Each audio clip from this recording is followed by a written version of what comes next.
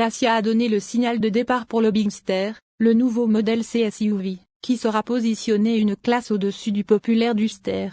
Avec un prix de départ de 25 000 € et des packs d'équipement complets, le Bigster vise à séduire les acheteurs soucieux du prix qui ont besoin de plus d'espace et de technologies modernes. Les premiers modèles seront disponibles chez les concessionnaires à partir de mai 2025. Visuellement et techniquement, le Bigster présente des parallèles évidents avec le plus petit Duster, mais semble plus adulte. Avec une longueur de 4,57 mètres, Duster, 4,34 mètres, le Bigster offre nettement plus d'espace, notamment à l'intérieur et dans le coffre. Comment en arrivons-nous à cette conclusion? Nous étions déjà assis à l'intérieur. Le langage stylistique reste typiquement Dacia, robuste et pragmatique, mais est enrichi de nouveaux détails tels qu'une finition de peinture bicolore en option ou un toit ouvrant panoramique électrique en verre. Dans un monde de SUV trop compliqué et au prix qui vont avec, le tout nouveau Dacia Bigster Extreme TCE 134x4 ressemble à un retour rafraîchissant à une époque où les choses étaient plus simples et beaucoup moins chères. Pourtant, le Bigster n'est pas seulement un choix économique, c'est un petit bourreau de travail capable de frapper dans la cour des grands dans tous les domaines. Commençons là où la plupart des SUV passent 90% de leur vie, sur l'asphalte.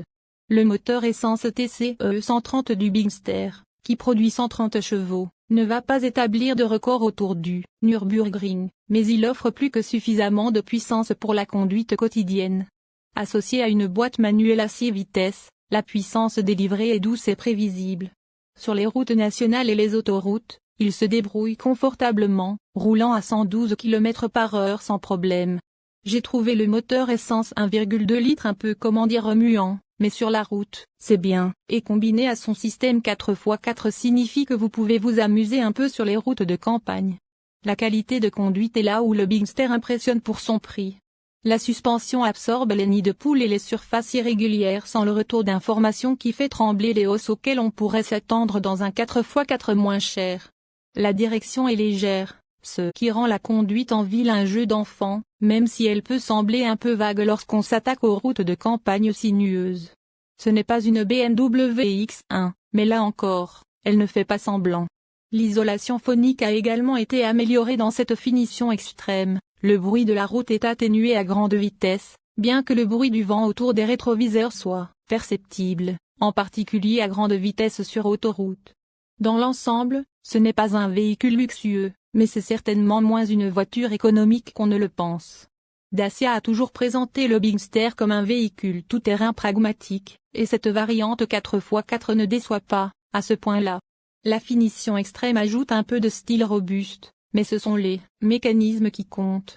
Avec une garde au sol de 210 mm, un angle d'approche de 30 degrés et un système de transmission intégrale intelligent emprunté à la société mère Renault, le Bigster a les atouts pour s'attaquer à des voies difficiles.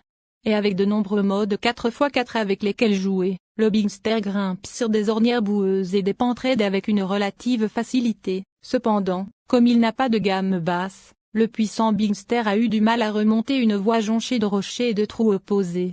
Même l'activation du mode de verrouillage 4x4 n'a pas aidé, et la seule façon dont j'ai pu me frayer un chemin était soit avec un peu d'élan, soit en appuyant sur l'embrayage. Ni l'un ni l'autre ne me plaisait.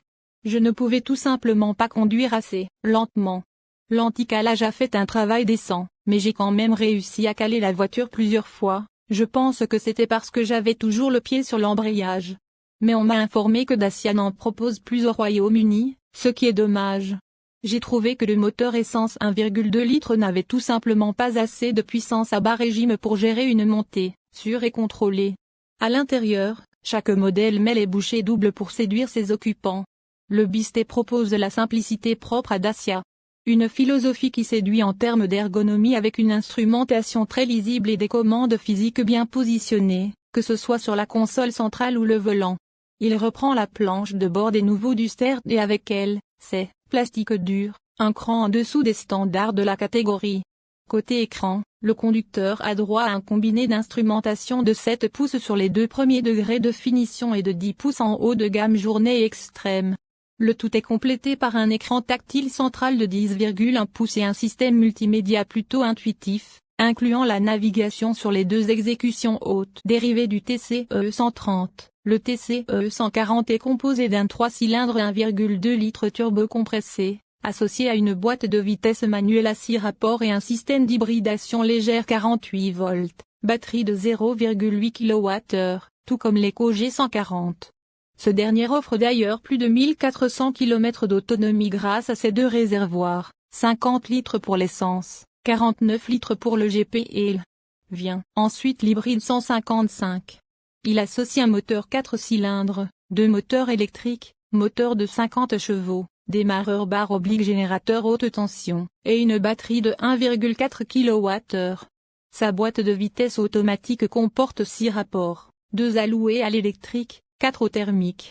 Enfin, le Dacia Bigster existe également en version 4x4. Également électrifié, hybridation légère 48 volts, il associe un moteur 3 cylindres 1,2 litres turbocompressé à une boîte de vitesse manuelle à 6 rapports et une transmission intégrale, 4x4 terrain contrôle, 5 modes de conduite, auto, snow, descend, off-road et éco.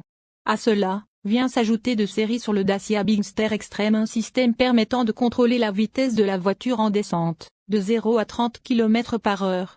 La gamme du Dacia Bigster débute avec la finition essentielle. Il est alors équipé de jantes de 17 pouces, d'une instrumentation numérique, écran de 7 pouces, ainsi que d'un écran central de 10,1, présent sur tous les niveaux de finition. À cela vient également s'ajouter une climatisation manuelle, les radars et une caméra arrière, ou encore les vitres avant et arrière électriques. En finition expression, en plus de la finition essentielle, le Dacia Bigster est alors doté d'une climatisation automatique bizone, d'un frein de stationnement électrique, des capteurs de pluie, ou encore d'une banquette arrière modulable. Sur la finition extrême, en plus de la finition expression, vient s'ajouter des jantes de 18 pouces, des barres de toit modulables, un toit ouvrant panoramique, une clé main libre, un système audio à 6 haut-parleurs, ou encore un écran de 10 pouces pour l'instrumentation numérique.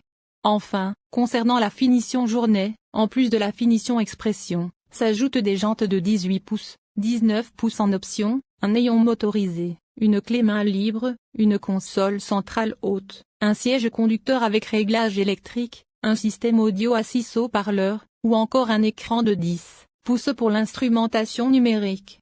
Le Dacia Bigster creuse aussi l'écart sur les autres modèles testés cette année par Euro NCAP du côté de la protection en cas de choc de piéton. Avec son nouveau style plus robuste, le SUV ne joue pas la carte de la sécurité.